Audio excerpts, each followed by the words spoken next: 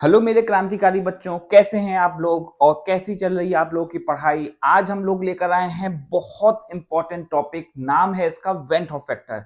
ये है trick number 5 और टोटल मैं आप लोगों को 101 ट्रिक देने वाला हूं नीट के लिए। ये ट्रिक्स बहुत इंपॉर्टेंट हैं। अगर सिर्फ इन ट्रिक से भी आप काम करेंगे तो आप लोगों का स्कोर बहुत अच्छा हो सकता है और गवर्नमेंट कॉलेज मिलने में बहुत आसानी हो सकती है। तो आज हम लोग देखते हैं वेंट ऑफ फैक्टर। याद रखिएगा, वेंट ऑफ फैक्टर को हम आई से रिप्रेजेंट करते हैं और स्ट्रॉन्ग इलेक्ट्रोलाइट के लिए इसकी वैल्यू 1 से बड़ी होती है या 1 के बराबर होती है। आइए देखते हैं क्या होता है वेंट ऑफ फैक्टर। याद रखिएगा, वेंट ऑफ फैक्टर को निकालने के लिए हम ओटी याद रख लेते हैं, ऑपरेशन थिएटर। ठीक, तो ओटी ऑब्जर्व और थ्योरेटिकल। ठीक, ऑब्जर्व हमारी कॉलिगेटिव प्रॉपर्टी हम ऊपर लिखते हैं और नीचे लिखते हैं हम थ्योरेटिकल कॉलिगेटिव प्रॉपर्टी।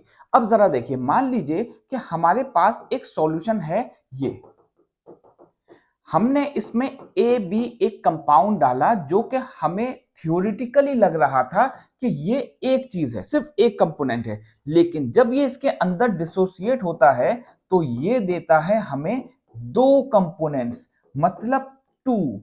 तो हमें थ्योरेटिकली लग रहा था कि ये एक चीज है, लेकिन जब ऑब्जर्व किया हमने तो ये दो चीजें निकली। तो हम वेंट ऑफ फैक्टर को लिखेंगे 2/1। समझ में आई बात? तो हमारा जो वेंट ऑफ फैक्टर हो गया इस कंपोनेंट के लिए वो हुआ 2। बिल्कुल सेम तरीके से अगर हम NaCl के लिए देखें तो NaCl हमें लग रहा है कि एक है, लेकिन ये है Na और Cl माइनस, मतलब ये 2 है। तो यहां हम 2 वैल्यू लिखेंगे।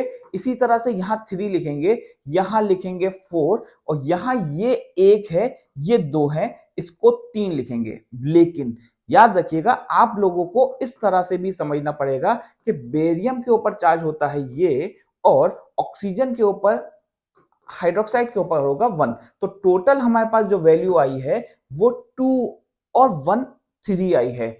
लेकिन ये जो ग्लूकोज होता है ये टूटता नहीं है, ये डिसोसिएट नहीं होगा। इस वजह से इसकी वैल्यू को हम 1 ही कंसीडर करेंगे। ये काफी इंपॉर्टेंट चीज है।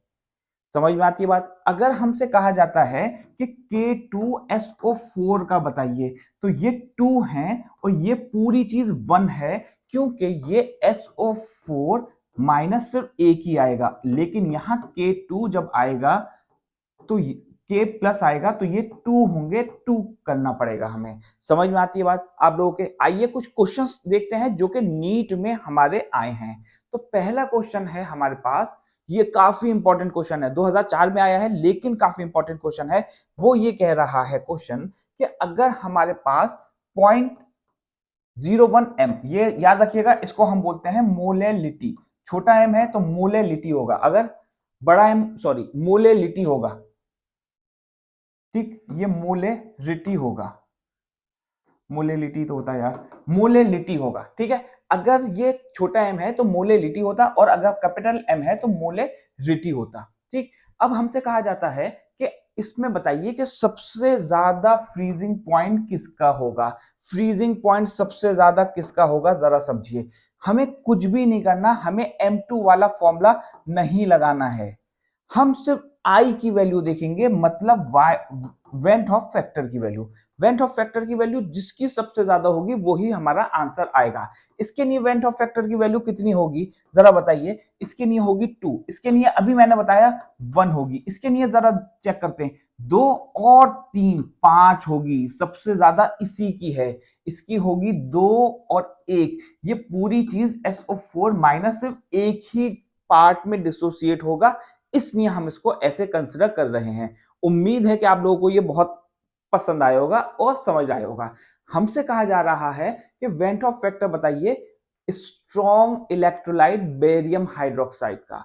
बहुत आसान सी चीज है, अभी मैंने पहले ही आप लोगों को बता दिया, फिर से जरा देखिए। बेरियम हाइड्रोक्साइड जब डिसोसिएट होगा तो ये Ba+2 और OH माइनस देगा। यहां OH माइनस हमारे पास 2 है, तो 1 इसको कंसिडर किया, 2 इसको कंसिडर किया और हमारा आंसर आ गया 3। ठीक, 3 हमारा आंसर आ गया। उम्मीद है कि आप लोगों को ये ट्रिक्स पसंद आई होगी। आप लोग और अगर कोई परेशानी हो तो मुझसे डिस्कस कर सकते हैं। Thank you.